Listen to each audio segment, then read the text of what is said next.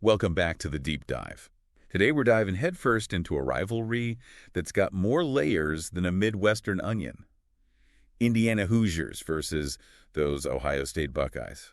Yeah, and on the surface, it's that classic underdog story. Oh, absolutely. Gotta love that David versus Goliath vibe. But there's more to it, a lot more.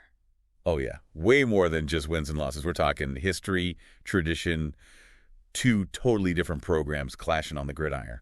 Yeah, what's fascinating right off the bat is how different these programs are. Yeah. They represent two totally different approaches to success in college football. You got Ohio State, built on a legacy of national championships and, Heisman Trophy winners galore. That's true. It's true. You can't talk Ohio State without mentioning those legends, right? Archie Griffin, the only two-time Heisman winner in history. Yeah, for sure. Eddie George went on to just crush it in the NFL. Right, but it's not just about those individual stars, though. No. It's a system built on recruiting the top high school talent year after year, coaching staff that knows how to develop that talent, and that culture where winning is just expected. So it's like this self-perpetuating machine. Precisely. Okay, so Ohio State, it's like this well-oiled machine. They're just designed to win. Right. But then you got Indiana. Yeah. And they've had their moments. Right. Absolutely. Absolutely. But how is their approach different? Their approach is less about just overwhelming talent and more about maximizing the potential of what they got.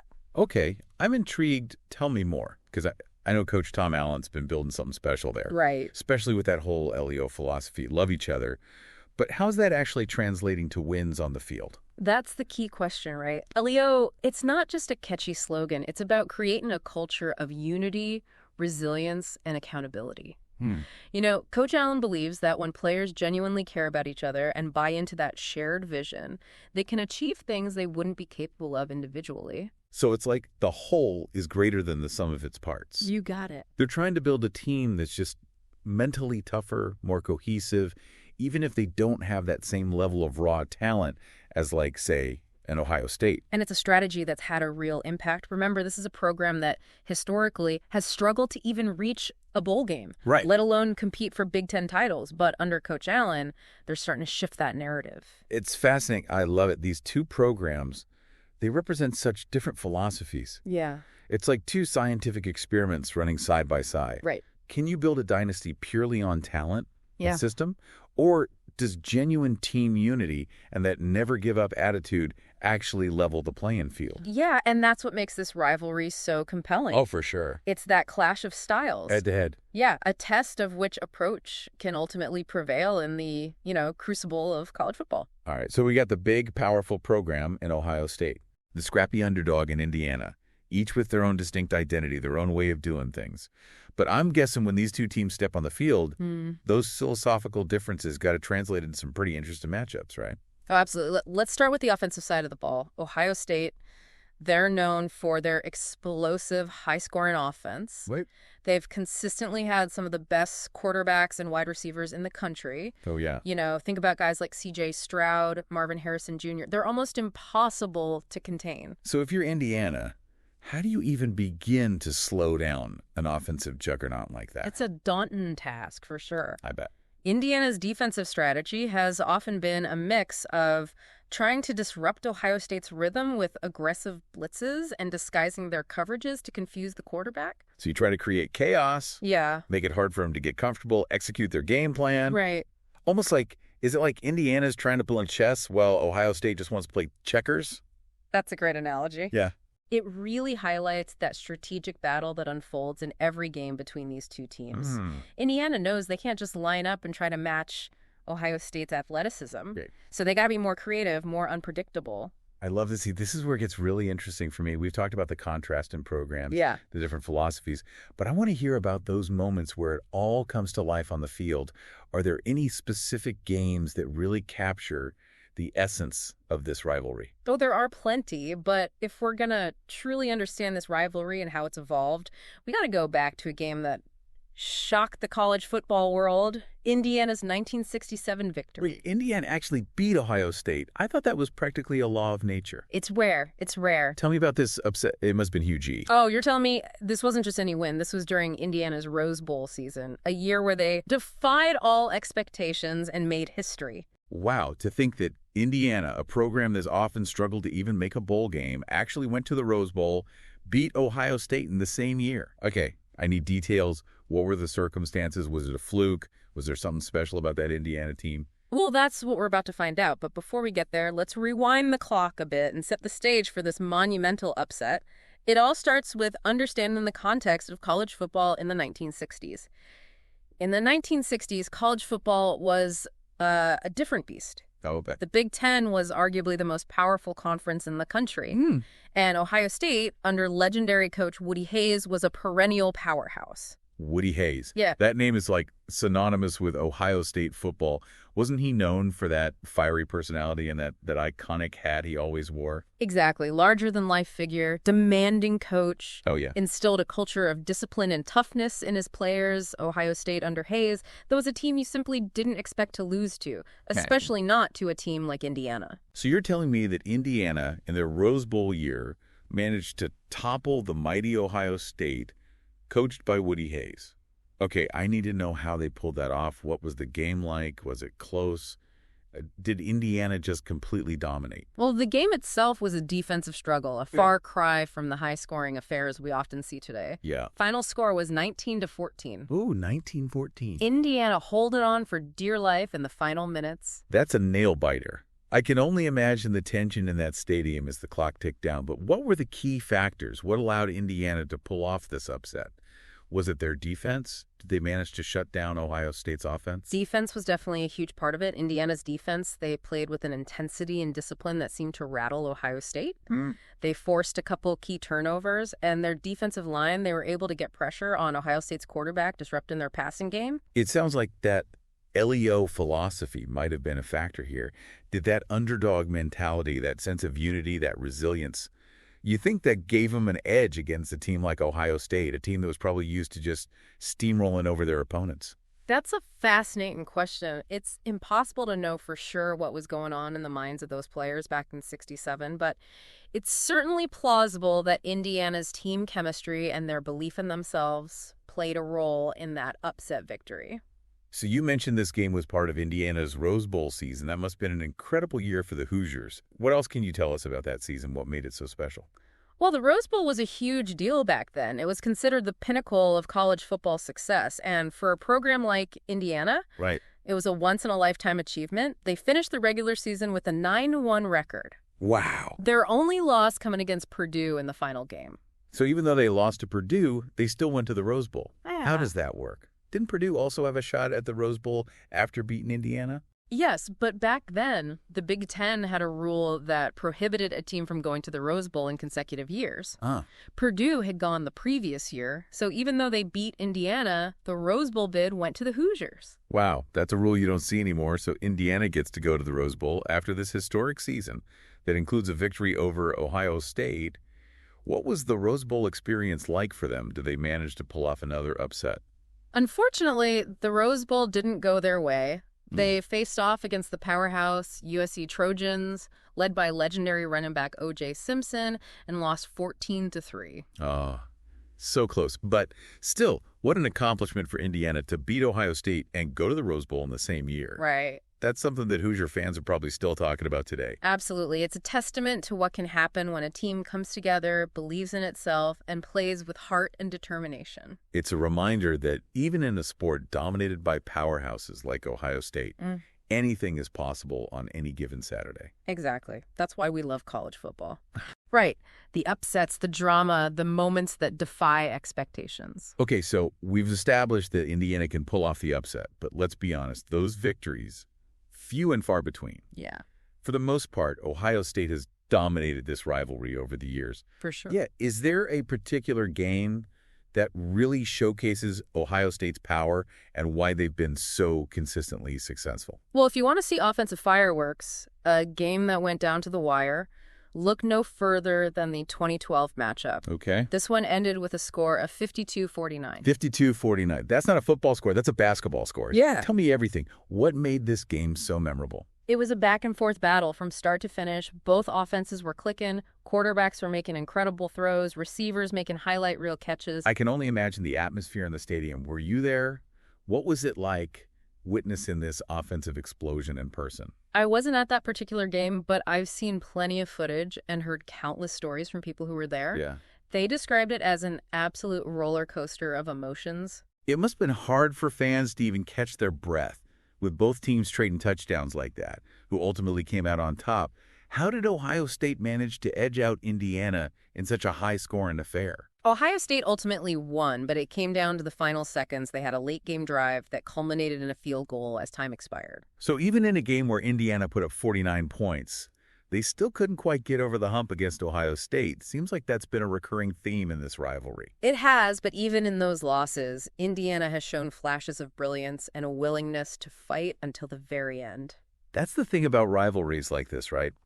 Even when the outcome seems predictable, there's always a chance for those moments that surprise you, those plays that make you jump out of your seat. Absolutely, and that's what keeps the fans coming back year after year. It's Yeah. the hope, the anticipation, the possibility that this time something truly special might happen. Speaking of special moments, I know there was another game in recent memory, the 2020 matchup, that had everyone talking even though Indiana ended up losing.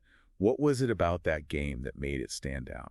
Well, for Indiana fans, this game was a source of both pride and heartbreak. They lost a close one, 42-35, but they put up an incredible fight against an Ohio State team that was considered one of the best in the country. What was it about Indiana's performance that made it so impressive even in defeat? Did they have like a specific player that just had a breakout game or something? Their quarterback, Michael Penix Jr., had a phenomenal performance. He threw for almost 500 yards and 5 touchdowns. Wow. He was making throws all over the field, extending plays with his legs, keeping Indiana in the game right to the very end. So even though Indiana didn't win, this game felt like a statement. Right. They showed that they could go toe-to-toe with a national championship contender, and we're just going to roll over. Exactly. And it's interesting because even though Penix has since transferred, that game felt like a turning point for Indiana's program. They proved to themselves and everyone else that they could compete at the highest level. It's almost like that game, despite the loss, gave Indiana a sense of validation. Yeah. Showed that they were on the right track, that Coach Allen's LEO philosophy was working, that they were capable of playing with the big boys. You could feel the shift in energy around the program after that game. There was a sense of belief, a confidence that they were no longer just the lovable underdog, but a legitimate threat in the Big Ten. Okay, so we've journeyed through Indiana's historic upset in '67, relived that offensive explosion of 2012, witnessed Indiana's valiant effort in 2020. Each of these games tells a different story about this rivalry, about those contrasts and styles, those moments of brilliance, the enduring hope that just keeps fans on the edge of their seats. And what's fascinating is that this rivalry is more than just a series of games played on a field. It's a reflection of the cultural landscape of the Midwest, the history and identity of these two states, and those passionate fan bases that fuel the fire of this competition. Now you got me thinking about the bigger picture. What is it about rivalries like this that capture our imaginations? Why do we invest so much emotion in the outcome of the game, especially when it involves our alma mater or the team we grew up rooting for? Those are great questions, and I think they get to the heart of what makes sports so compelling. But before we dive into that, let's take a step back and consider the cultural context of this rivalry, because it's more than just a game. It's a reflection of the region itself. Yeah. It really is. When you think about it, this rivalry, it goes way beyond the football field. We're talking about two states that are geographically and culturally intertwined. Yeah, for sure. There's this shared history, a sense of Midwestern pride. Yeah, it is. It's like a sibling rivalry, isn't it? But you compete, you argue, you maybe even tease each other a little bit, but deep down there's this bond. Yeah. Connection that can't be broken. Right. So you're saying that this Indiana-Ohio State rivalry is like a microcosm of that larger dynamic between these two states. I think so. It's a way for fans to express that regional pride, to channel that competitive spirit into something fun and meaningful. Exactly. Think about all the traditions that have built up around this rivalry, the tailgates, the pregame festivities, the generations of families who've made this game a part of their annual rituals. Yeah. It's more than just watching a football game. It's about connecting with your community, sharing an experience that transcends the sport itself. It's almost like a cultural touchstone, right? Yeah. It's something that brings people together, gives them that sense of belonging. And in a world that can feel increasingly divided, those shared experiences are more important than ever. Couldn't agree more. Now, let's shift gears a bit and look ahead to the future of this rivalry. College football is in a constant state of evolution. Right. With conference realignment and the expanded playoff format, shaking things up.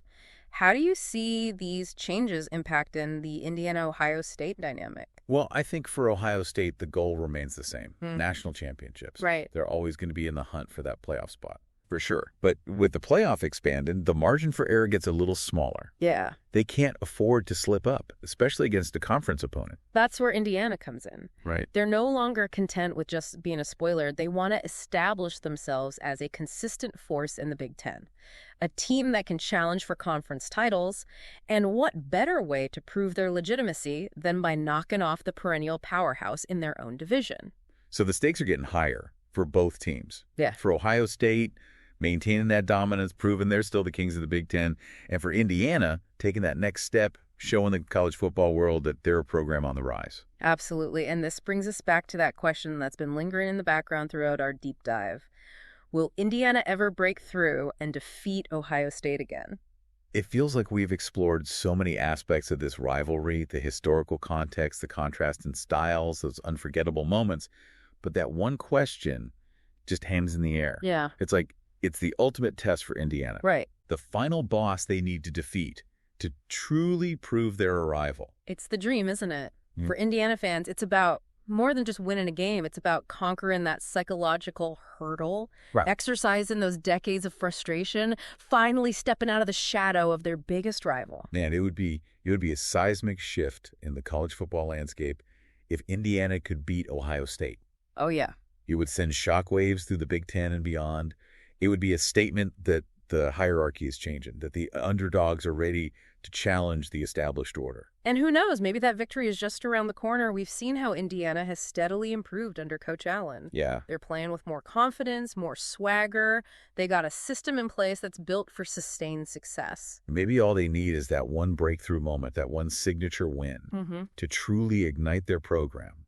And what better opponent to target than the team that has dominated them for so long? It's a compelling narrative, isn't it? The underdog rising up to slay the giant. It's a story that's captivated sports fans for centuries, and it's one that could very well play out in the future of this rivalry. I think you've hit on something really important here. It's not just about the wins and losses. It's about the stories we tell ourselves, the narratives that give meaning to these games. And in this case, with the Indiana-Ohio State rivalry, there's this sense that the story isn't finished yet. It's not over. There's still a chapter waiting to be written. Who knows what that chapter will hold? Maybe it's a story of continued dominance for Ohio State. Maybe it's a tale of redemption for Indiana, a moment where they finally rewrite the script and claim their place among the elite. I guess we'll just have to wait and see how it all unfolds. But one thing is for sure, this Indiana-Ohio State rivalry, it's alive and well. It's alive. It's a matchup that's filled with history, passion, a healthy dose of that Midwestern grit. And that's why no matter what the records say, no matter how many times one team's dominated the other, this game will always matter. It's going to capture our imaginations and remind us why we love college football. Well said. I think we've covered a lot of ground today. We have. We've gone deep into the history, the strategies, the cultural significance of this rivalry. Hopefully, we've given you, the listener, a deeper appreciation for what makes this matchup so special. I always say the best deep dives leave you with more questions than answers. And as we wrap up our exploration of the Indiana-Ohio State rivalry, I'm left wondering, what will that next chapter hold? Will we see Indiana finally break through and reclaim that long-lost victory? Or will Ohio State just continue to assert their dominance? Only time will tell, but one thing's for certain. This rivalry will continue to captivate us, surprise us, and remind us why college football is such a beloved sport. Thanks for joining us on this deep dive. We'll see you next time for another exploration of this fascinating world of sports. Today is your lucky day. Today is the day that our $3 website works for you, paying you directly to your PayPal daily. Imagine $3 ongoing continuous payments to your PayPal account. Imagine falling asleep and waking up to $300 in your PayPal account. How would this make you feel? How could this help you? What bills could you pay? What kind of fun could you have? What does that retirement look like now? All for a one-time payment of $3. This website is DFY done for you, fully built and completely hosted, and never stops collecting payments for you. You have spent $3 on coffee on a regular, but that coffee won't help you create multiple streams of income. Click the link below.